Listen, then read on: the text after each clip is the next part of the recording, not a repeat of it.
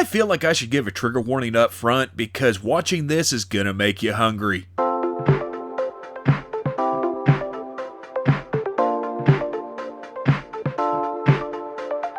So how old is fried dough? Well, it's about as old as pottery and cooking oil. We have evidence of it going back almost 10,000 years. We know that the ancient Greeks, Romans, and Chinese all had what were more or less churros, which made their way to Spain via Portuguese trade with China, by the way. Oh, and these are actually hush puppies from Long John Silver's. And yeah, they are in fact called hush puppies because they started as wads of fried dough that cooks would throw to barking dogs to get them to leave the cooks alone. I guess hush puppy is a better name than the shut the up dog. Incidentally, that's actually the technical term for a New York hot dog. Lakmas or awames date back to at least the 12th century and are typically eaten as part of Ramadan or Hanukkah in the Middle East, but our modern donut comes from the European variety, more specifically the Dutch variety. Oliebol or oliebollen, which means oily ball, also known as oliekoek, or oily cake, were traditional food served during Yule, the Germanic midwinter festival that's kinda like Christmas.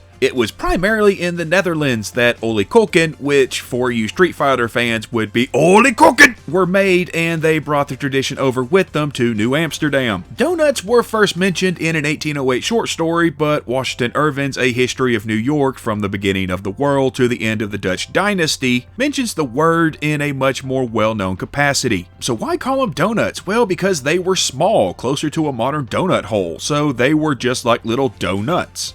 Get your mind out the gutter. And yeah, eventually the word was shortened to simply Doughnuts, simply done by the Display Donut Machine Corporation in an attempt to make it easier for foreign language speakers to pronounce it correctly. And yeah, it made it easier to sell more donut making machines. And now for the question that everybody wants to know the answer to: why do donuts have holes in the middle? Well, this one has a rather complex and yet simple answer. They were made with eggs. The story goes that in 1847, a man by the name of Hanson Gregory got tired of the donut still basically being raw in the center, and he either punched a hole in the middle with a pepper box or with the spokes of the wheel of a ship. Another story says that his mother came up with the idea, putting hazelnuts in the center. We don't know if these are true, but what we do know is that donuts started to be made with holes mostly due to the fact that, as I stated earlier, the centers often didn't cook all the way through because of using eggs, and creating a hole in the center remedied this problem. See, simple, they kept coming out raw in the middle, so we added a hole. And the elephant in the room: why do cops love donuts? Well, going back to the 50s, donut shops were often the only places open late at night or in the early mornings, so cops would sometimes hang out there.